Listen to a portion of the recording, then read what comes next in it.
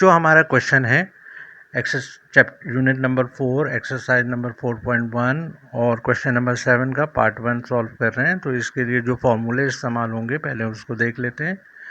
तो पहले स्टूडेंट अगर हम इस सवाल को देखते हैं तो यहाँ पे हमारे पास माइनस है, यानी ये वैल्यू जो है हमारे पास a होगी और इसको हमें b स्क्वायर बनाना है।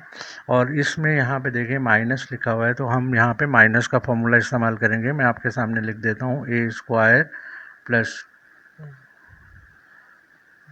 -2ab plus b square. तो जल्दी से बता दें क्या आंसर होगा।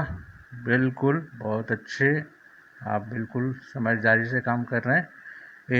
a minus b whole square, इसका आंसर ये होगा।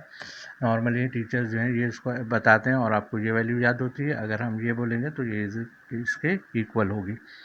सेकंड फार्मूला जो हम इस्तेमाल करेंगे वो इस्तेमाल करेंगे a square minus b square, और इसका आंसर जो होगा वो होता है a माइनस बी और a प्लस बी।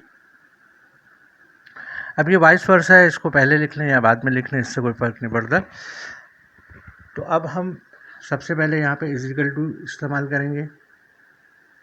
सही है, ये 16 लिखा हुआ है, इसका मतलब है ये 4 का स्क्वायर है। तो हम लिखेंगे 4 और d के ऊपर स्क्वायर डाल के होल स्क्वायर बनाएंगे। सही है, और ये हमारी वैल्यू जो है इसके इक्वल हो गई। माइनस, अब यहाँ पे हम स्क्वायर ब्रैकेट बनाएंगे और यहाँ पे हमारे पास c की पावर 4 है, तो हम इसको कैसे लिखेंगे, c स्क्वायर होल स्क्वायर।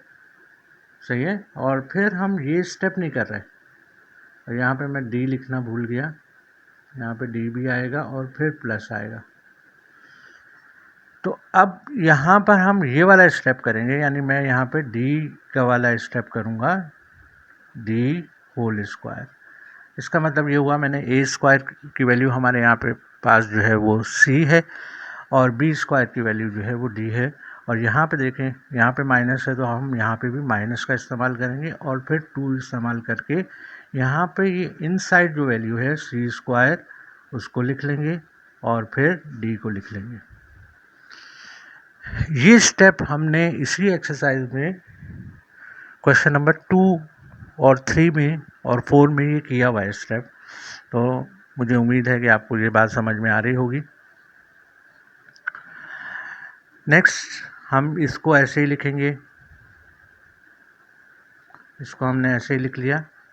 अब इसको हम क्लोज करेंगे। क्लोज करने का तरीकाकार क्या होगा कि हम यहाँ पे राउंड ब्रैकेट लगाएंगे और ये जो c स्क्वायर की वैल्यू है इसको लिखेंगे, ये वाला माइनस इस्तेमाल करेंगे और d की वैल्यू को इस्तेमाल करेंगे और होल स्क्वायर डाल देंगे। यानी इसका मतलब है कि हमने ये इस फॉर्म में था और हम इसको a minus b whole square की फॉर्म में ले आए।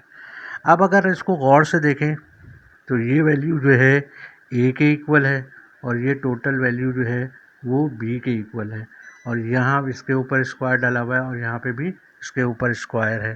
तो अब जो है हम ये वाला फार्मूला यानी सेकंड फार्मूला हम इस्तेमाल कर सकते हैं। ये फर्स्ट फार्मूला है इसका। तो मैं यहाँ से रब कर रहा हूँ आपके लिए, तो आपको समझाने के लिए बताया था।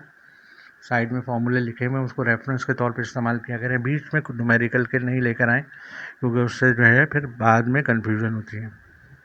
अब इसको सॉल्व करने के लिए हमें इस पूरी वैल्यू यानी 4d स्क्वायर और इस पूरी वैल्यू को लिखना है, एक दफ़ा माइनस में एक दफ़ा प्लस में। इसके लिए हम क्या डालेंगे, पहले स्क्वायर ब्रैकेट डाल लेंगे और यहाँ पे लिख देंगे 4d स्क्वायर, और ये वैल्यू को हम ब्रैकेट में लिखेंगे c स्क्वायर माइनस d, और यहाँ पे स्क्वायर ब्रैकेट हम क्लोज कर देंगे। नेक्स्ट स्टेप में देखें, अब हमने ये क्या है a और ये पूरी वैल्यू b थी और बीच में माइनस आ गया। अब यही वैल्यू हम यही स्टेप रिपीट करेंगे, लेकिन इस जगह माइनस की जगह क्या करेंगे, प्लस की वैल्यू डालेंगे। 4d square plus bracket c square minus d, और ये ब्रैकेट हमने क्लोज कर दिया। लास्ट स्टेप जो है इसमें हमें ये स्क्वायर ब्रैकेट रिमूव करने हैं, ये ब्रैकेट रिमूव करना है, तो हम यहाँ पे कर्ली राउंड ब्रैकेट डालेंगे 4d पावर 2। अब ये माइनस साइन है, जब भी माइनस साइन ब्रैकेट से पहले हो तो अंदर के साइन चेंज हो जाते हैं। c के साथ प्लस का साइन है, तो यहाँ पे क्या हो जाएगा, सी स्क्वायर प्लस डी। अब यहाँ पर भी हम यही स्टेप करेंगे, लेकिन ख्याल से, क्योंकि यहाँ पे गौर से देखें, यहाँ पे ब्रैकेट से पहले माइनस है और यहाँ पे ब्रैकेट से पहले प्लस है, तो यहाँ पे साइन चेंज नहीं होंगे, जो साइन होते हैं वही आ जाते हैं, माइनस डी। तो ये आपका आंसर हो गया।